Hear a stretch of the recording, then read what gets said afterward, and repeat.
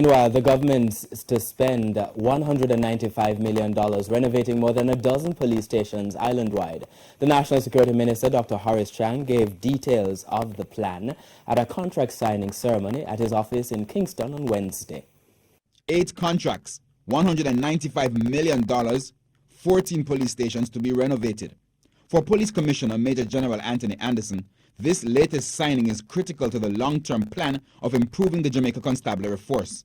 You know, it's really just part of a wider build-out of police capability and capacity within communities.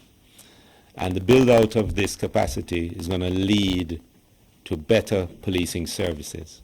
It's understood that this set is part of the over 60 stations that have been identified for repairs this year alone.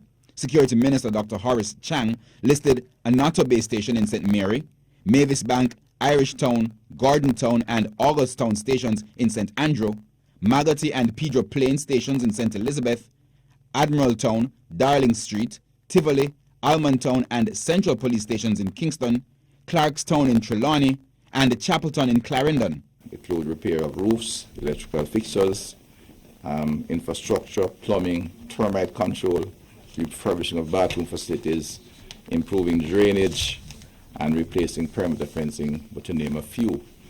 I just identify those because those are basic things that should never have fallen apart. According to Dr. Chang, the 8 contracts have been issued to relatively large contractors, as some stations have been joined together to make one project. He says previous contracts with some small and medium contractors have been cancelled because of shoddy work and a general disregard for public sector jobs. The work comes, it is government work, and it is done. Well, it is done because it has to be done. And you get poor quality workmanship. It takes a long time to finish. Oftentimes there's complaint about when payment is made and the work continues, and in fact the work done and there's no better quality station. I've specifically given direction to the relevant director to monitor carefully what's happening.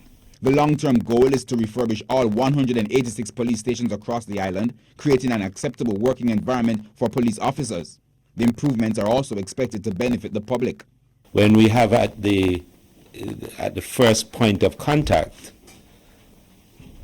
a reception area where they can be received and their concerns, members of the public's concerns are dealt with in that sort of service type manner, it'll be a far better experience than coming into the guard room, which kind of suggests a certain separation between us and the general public.